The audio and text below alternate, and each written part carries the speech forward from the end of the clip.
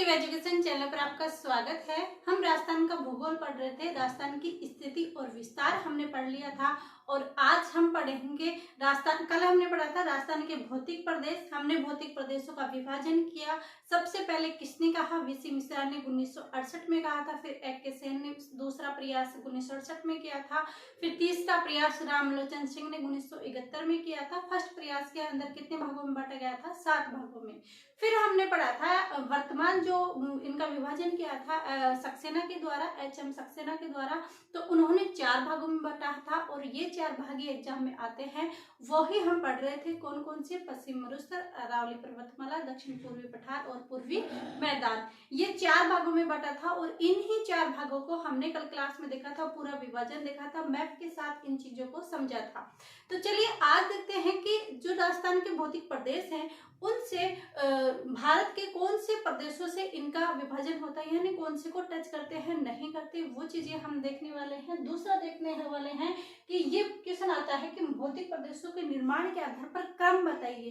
क्रम पूछा जाता है कि अरावली पर्वतमाला कौन से काल की थी, तो ये चीजें क्वेश्चन आते हैं। तो इन चीजों को हम कैसे छोड़ सकते हैं, तो ये चीजें हम देखते हैं इस क्लास के अंदर। तो देखिए राजस्थान का भूगोल के अंदर हम पढ़ रहे थे राजस्थान के भौतिक प्रदेश। कौन सा पढ़ रहे थे? भौतिक प्रदेश। और राजस्थान के स्थिति और विस्तार से भौतिक प्रदेश से लगभग 5 से 7 क्वेश्चन हर एग्जाम के अंदर आते हैं, जिसमें भी पूछा जाता है कि राजस्थान का भूगोल पूछा जाएगा। सबसे ज्यादा अगर क्वेश्चन पूछा जाता तो इन्हीं 2 चैप्टर के अंदर से पूछा जाता है। तो चलिए देखते हैं राजस्थान के भौतिक प्रदेश और भारत के भौतिक प्रदेश यानी कौन से समान है, कौन से इनके टच होती है। तो देखिए ये हमारा क्या है? राजस्थान है। क्या है? राजस्थान है। अगर हम राजस्थान का मैप बनाते हैं, तो कुछ इस तरह से बनता है।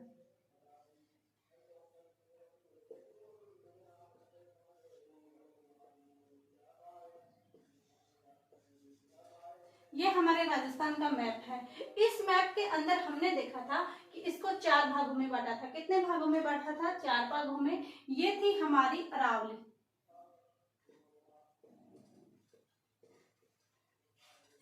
जो ये भाग था ये कौन सा था? अरावली पर्वतमाला। और इधर कौन सा था? दक्षिणी पूर्वी पठार। ये कौन सा था? पश्चिमी मरुस्थल। हो गए? क्या देखा था? पश्चिमी मरुस्थल, अरावली पर्वतमाला, दक्षिण पूर्वी पठार और ये हो जाएगा पूर्वी मैदान। ये हमने कल विभाजन किया था। अब देखते हैं कि ये कौन कौन से टच होता है। जैसे ये हमारा मैप है, तो भारत के अंदर ये पश्चिमी मरुस्थल किसका हिस्सा था? थार मरुस्थल का, क्योंकि थार मरुस्थल यहाँ कौन सा जाता है? गुजरात जाता है। और इधर पूरा नीचे प्रायद्वीप पे भारत हमारा टच होता है। इधर उत्तर का सिंचित मैदान है, उत्तर का विशाल मैदान है, वो टच होता है। तो पश्चिमी मरुस्थल, तो हम यहाँ पर लिखेंगे 1 नंबर पे पश्चिमी मरुस्थल। तो ये किसका हिस्सा था? ये हिस्सा था थार का मरुस्थल का। और ये थार मरुस्थल किसका? दक्षिण अफ्रीका की तरफ से आया था। और इसके आगे थार मरुस्थल, और हम क्या बोलते हैं इसके? रेगिस्तान पश्चिमी मरुस्थल। तो ये किसका हिस्सा जाएगा? थार मरुस्थल, क्योंकि गुजरात में है और गुजरात से ये यहाँ से टच होता है, तो यहाँ गुजरात आ जाएगा। तो ये किसके टच में आ जाएगा? पश्चिमी मरुस्थल का। फिर आता है अरावली पर्वतमाला। अरावली पर्वतमाला यहाँ से चलती है और यहाँ तक पहुंच जाती है। तो यहाँ पर कौन सा है? प्रायद्वीपीय भारत या प्रायद्वीपीय पठार। और यहाँ पर कौन सा आ जाएगा? प्रायद्वीपीय पठार। किसकी साइड? अरावली पर्वतमाला। तो हम सेकंड लेंगे अरावली पर्वतमाला। तो अरावली पर्वतमाला किधर हो रही है? यह आ जाएगा प्रायद्वीपीय पठार।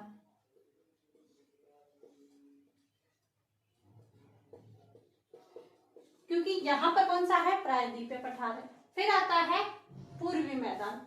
क्या आता है? पूर्वी मैदान। तो पूर्वी मैदान की तरफ हम देखें तो किधर आता है पूर्वी मैदान? इधर साइड अलवर, भरतपुर, इस साइड वाले सीमा वाले क्षेत्र आते हैं। और ये कौन से जिले के टच होते हैं? उत्तर जो उसका विशाल मैदान है, जहाँ गंगा का मैदान है, यमुना का मैदान है, उस तरफ होता है तो उत्तर का विशाल मैदान, उत्तर का विशाल मैदान। फिर हमारा क्या बच गया, दक्षिण पूर्वी पठार, दक्षिणी पूर्वी पठार। और ये भी दक्षिण पूर्वी पठार किसके टच होता है, प्रायद्वीपीय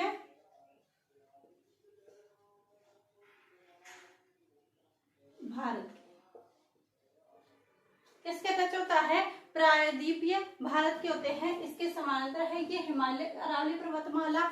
ऐसे मत कर देना ये हिमालय पर्वतमाला के समानांतर है या हिमालय पर्वतमाला, क्योंकि हिमालय पर्वतमाला तो बहुत ऊंची चली गई, बल्कि ये दिल्ली तक ही जाती है। कहाँ तक, दिल्ली तक ही जाती है। तो ये चीजें हो गई राजस्थान के भौतिक प्रदेश और भारत के भौतिक प्रदेश से कहाँ ये टच होता है, वो चीजें हमने देखी। ये मानचित्र में हम देखा पश्चिम मरुस्थल गुजरात, खारगा मरुस्थल इधर है, प्रायद्वीपीय भारत से दक्षिण पूर्वी पठार आ जाता है और एक अरावली पर्वतमाला, दो चीजें आते हैं। और पूर्वी मैदान किससे आ जाएगा, उत्तर का विशाल मैदान से।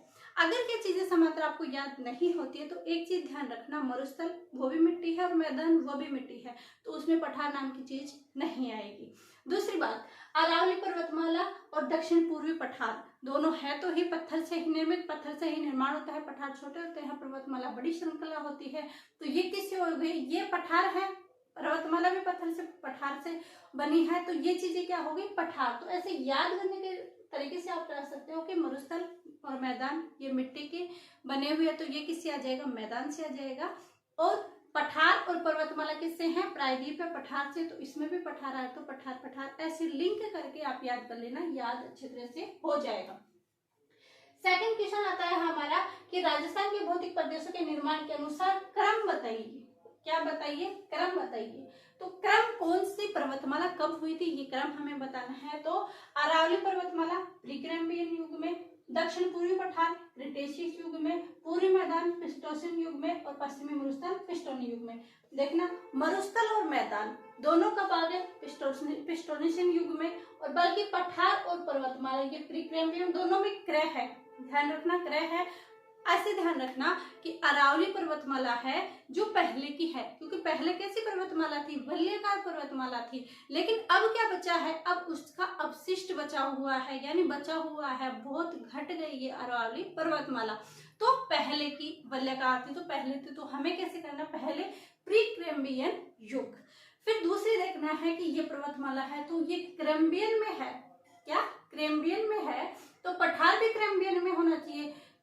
पठार भी कैसे होना चाहिए, क्रय आना चाहिए उसमें भी, इसमें कैम्ब्रियन आया तो इसमें भी क्या आना चाहिए। तो पठार के अंदर क्या आ जाएगा, क्रिटेशियस, क्या आ जाएगा, क्रिटेशियस युग।